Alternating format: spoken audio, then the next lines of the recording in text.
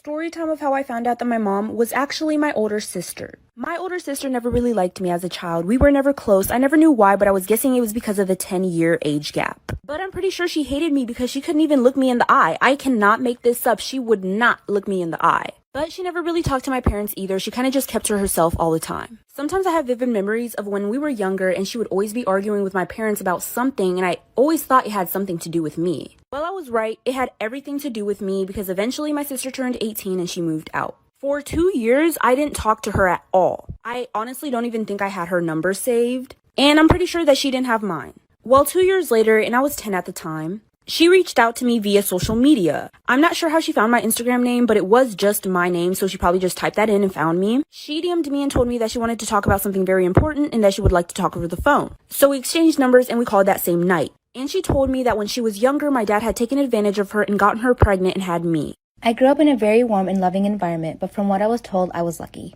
My sister and I had 2 drug addict parents who never took care of us. When my mom was pregnant with me, she smoked and got drunk pretty often, and when I was born, my sister was the only one who took care of me. When I was 2 months old, they left us both in a mall and left, and we never saw them again. An old couple found us and contacted the police and eventually decided to adopt us. Today I'm 19 and my sister is 34. We're really close, but I still live with my adopted family and she lives about 20 minutes away. So a couple of months ago, a friend and I took a DNA test, and that's how I found out I have an aunt in the system. I immediately reached out to her and we agreed to meet in person, all without telling my sister a thing. We tried to figure things out, so I asked her if she has a brother or sister, and she told me that when she was 13, her older sister got pregnant while being drunk with her junkie boyfriend, and a month after giving birth, she ran away with the baby after some pretty intensive fights with their parents. They never found her, but stopped looking after a year and a half. When I saw the picture, I knew it was my sister 100%. My sister is my mom. We were never abandoned. She fabricated this entire thing to my adoptive family and Story time about the time a nail salon took advantage of my blindness. Sister and I got our nails done. We used to go all the time, and while the lady was doing my nails, she asked me how I knew how much money I had. At the time, I used cash, never again after this, but I told her that I folded my bills a certain way. I told her that I folded my 20s different than my 10s, different than my 5s, different than my 1s. Anything of her asking that question, I think it's a good question, and I just thought she was curious. I got done with my nails, she walked me towards the front, and my sister was actually just finishing up with hers, so it was perfect. There's another man at the front, and he asked me how I knew how much money I had. And the same thing. Before I left to go to the nail salon, I made sure exactly how much money I had. My sister helped me count it, helped me make sure that I folded the right bills, just so I knew how much I had, how much I would spend. I gave her the money. Positive that I gave her the right amount because it was just folded, it was folded perfectly, and I counted it out. She takes it, starts talking in a different language, and then tells me that I owe her $20 more. I didn't, and I told her the exact amount I gave her. And she's like, no, you didn't give me this amount, you gave me that amount. Like for part 2.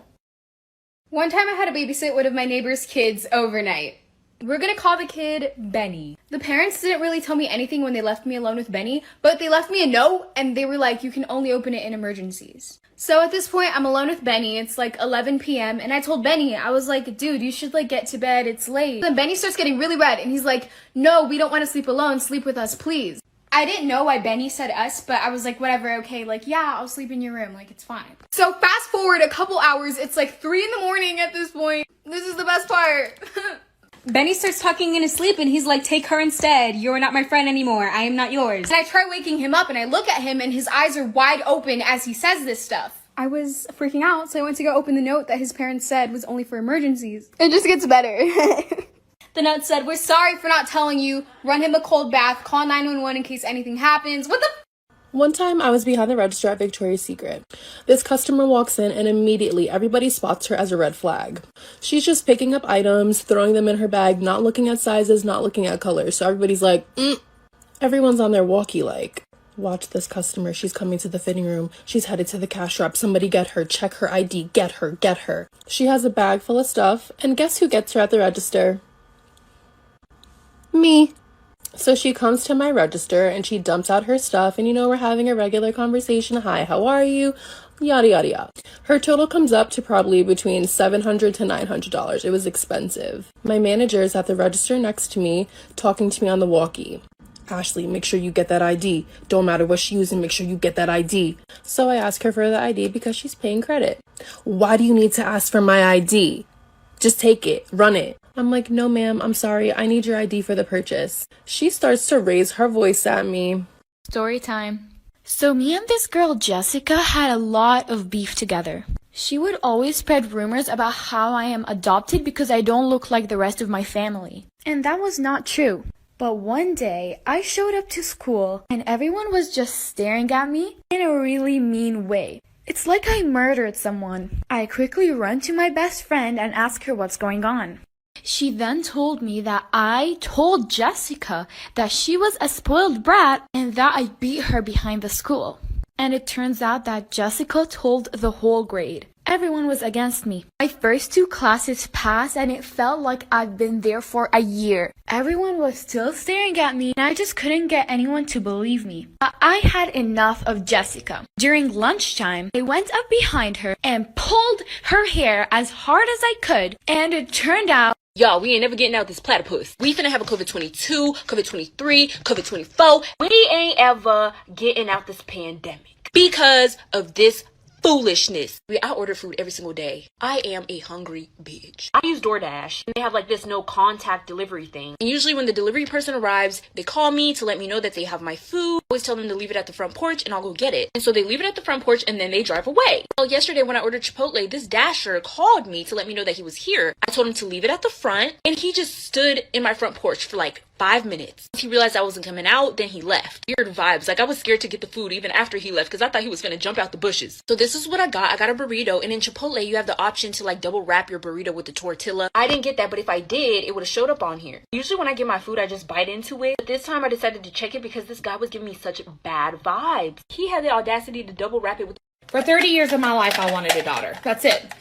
That's all I wanted was a daughter. Well, I finally got one, and I love her to pieces. She doesn't love me all that much. She's pretty fond of her daddy, and she barely tolerates me. Barely. But anyway, we share a bathroom. In this house, it's the girls and the boys. The boys have a bathroom, and the girls have a bathroom, and then the guests have a bathroom. So anyway, she got her shower this morning, and she thought she'd use some conditioner, which I was so, yes, girl, yes. Take care of your locks. Yes, Rapunzel. Well, she got conditioner all over the shower floor. I didn't know that. So when I went to get in the shower just now, my big old foot hit that conditioner and that porcelain shower. And honey, my legs went above my head.